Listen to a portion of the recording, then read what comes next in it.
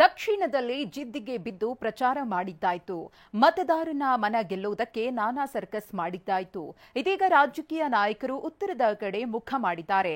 ಎರಡನೇ ಹಂತದಲ್ಲಿ ಎಲೆಕ್ಷನ್ ನಡೆಯಲಿರುವ ಜಿಲ್ಲೆಗಳ ವಶಕ್ಕೆ ಮುಂದಾಗಿದ್ದಾರೆ.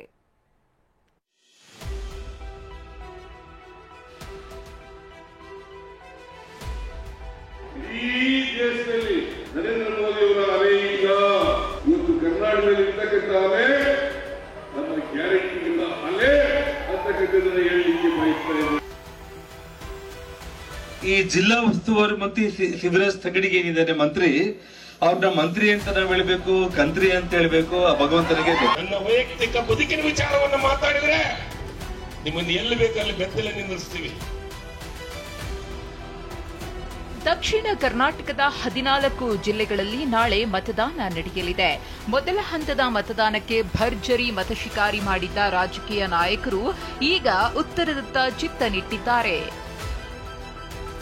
ದಕ್ಷಿಣ ಆಯ್ತು, ಉತ್ತರದತ್ತ ಶಿಫ್ಟ್ ಆದ ನಾಯಕರು. ಮೋದಿ ಅಲೆ ಇಲ್ಲ, ಗ್ಯಾರಂಟಿ ಅಲೆ ಇದೆ ಎಂದ ಸಿದ್ದು.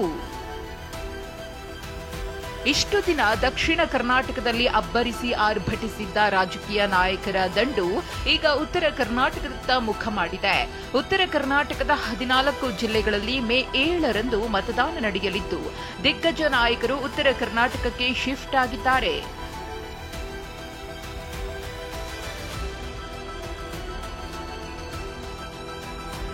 ಇವತ್ತು 4 ಜಿಲ್ಲೆಗಳಲ್ಲಿ ಸಿಎಂ ಸಿದ್ದರಾಮಯ್ಯ ಹವಾ ಎಬ್ಬಿಸಿದ್ರು. ಹಾವೇರಿ, ಬೀದರ್, ಗದಗ ಹಾಗೂ ಹುಬ್ಬಳ್ಳಿಯಲ್ಲಿ ಮತಶಿಕಾರಿ ಮಾಡಿದ್ರು. ಹಾವೇರಿಯಲ್ಲಿ ಘರ್ಜಿಸಿದ ಸಿದ್ದರಾಮಯ್ಯ, ಕೇಂದ್ರ ಸರ್ಕಾರ ಬಂಡವಾಳಶಾಹಿಗಳ ಸಾಲ ಮನ್ನಾ ಮಾಡಿದೆ. ಮೋದಿ 10 ವರ್ಷದಿಂದ ಸುಳ್ಳು ಹೇಳುತ್ತಲೇ ಬಂದಿದ್ದಾರೆ.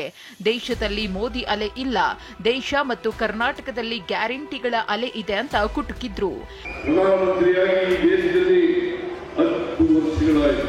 ನೀವು ಪ್ರಶ್ನೆ ಕೇಳಬೇಕು, ನರೇಂದ್ರ ಮೋದಿಜಿ 2014ರಲ್ಲಿ ಏನೆಲ್ಲ ಭರವಸೆಗಳನ್ನು ಕೊಟ್ಟಿದ್ರಿ, ಆ ಭರವಸೆಗಳನ್ನೆಲ್ಲ ಈಡೇರಿಸಿದ್ದೀರಾ ಅಥವಾ ಇಲ್ಲವೇ ಅಂತಕ್ಕಂಥ ಮಾತುಗಳನ್ನು ಕೇಳಬೇಕಾಗ್ತದೆ. ಇಡೀ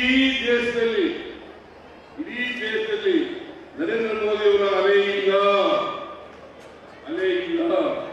ಮೋದಿ ಅಲೆ ಇಲ್ಲ. ಇವತ್ತು ಕರ್ನಾಟಕದಲ್ಲಿ ಇರ್ತಕ್ಕಂಥ ಅಲೆ ನಮ್ಮ ಗ್ಯಾರಂಟಿಗಳ ಅಲೆ ಅಂತಕ್ಕಂಥದ್ದನ್ನು ಹೇಳಲಿಕ್ಕೆ ಬಯಸ್ತಾ ಇದ್ದಾರೆ. ಇನ್ನು ಬೀದರ್ನಲ್ಲಿ ಮಾಜಿ ಸಿಎಂ ಬಿಎಸ್ ಯಡಿಯೂರಪ್ಪ ಬಿಜೆಪಿಯ ಭಗವಂತ ಖೂಬಾ ಪರ ಮತಯಾಚಿಸಿದ್ರು. ಸ್ವಕ್ಷೇತ್ರ ಔರಾದ್ನಲ್ಲೇ ಪ್ರಚಾರ ಸಭೆ ನಡೆದ್ರು. ಬಿಜೆಪಿ ಶಾಸಕ ಪ್ರಭು ಚೌಹಾಣ್ ಗೈರು ಹಾಜರಿ ಎದ್ದು ಕಾಣ್ತಿತ್ತು. ಮೋದಿ ಎಂಟ್ರಿಗೆ ಮುಹೂರ್ತ, ನಾಳೆ ರಾಹುಲ್ ಪ್ರಚಾರ. ರಾಜ್ಯಕ್ಕೆ ಪ್ರಧಾನಿ ಮೋದಿ ಮತ್ತೊಮ್ಮೆ ಎಂಟ್ರಿ ಕೊಡಲಿದ್ದಾರೆ.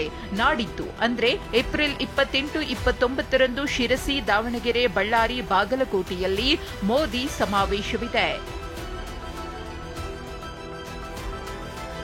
ಇನ್ನು ನಾಳೆ ವಿಜಯಪುರ, ಬಳ್ಳಾರಿಗೆ ಕಾಂಗ್ರೆಸ್ ನಾಯಕ ರಾಹುಲ್ ಗಾಂಧಿ ಆಗಮಿಸಲಿದ್ದಾರೆ. ವಿಜಯಪುರದಲ್ಲಿ ಕೈ ಅಭ್ಯರ್ಥಿ ರಾಜು ಅಲಗೂರ ಪರ ರಾಹುಲ್ ಮತಯಾಚಿಸಲಿದ್ದಾರೆ.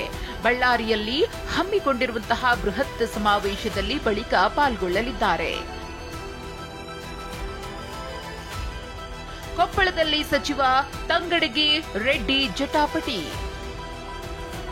ಕೊಪ್ಪಳದಲ್ಲಿ ಸಚಿವ ಶಿವರಾಜ್ ತಂಗಡಗಿ ಹಾಗೂ ಜನಾರ್ದನ ರೆಡ್ಡಿ ಟಾಪ್ ಫೈಟ್ ಜೋರಾಗಿದೆ.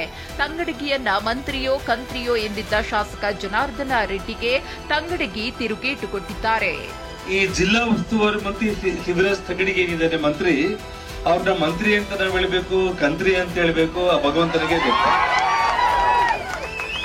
ಇನ್ಮೇಲೆ ಜನ ಇದೇ ರೀತಿ ಮಾತಾಡೋದಾಯ್ತು ಅಂತಂದ್ರೆ ಜಿಲ್ಲಾ ಉಸ್ತುವಾರಿ ಮಂತ್ರಿ ಅಂತ ಕರೆಯಲ್ಲ, ಎಲ್ಲರೂ ಕೂಡ ಕಂತ್ರಿ ಅಂತಾನೆ ಕರೀತಾರೆ. ಜನಾರ್ದನ್ ರೆಡ್ಡಿ ಅವರೇ, ನಾವು ನಿಮ್ಮನ್ನೆಲ್ಲವೂ ನೋಡಿದ್ದೀವಿ, ನಿಮ್ಮ ಇತಿಹಾಸ ಎಲ್ಲ ಗೊತ್ತಿದೆ.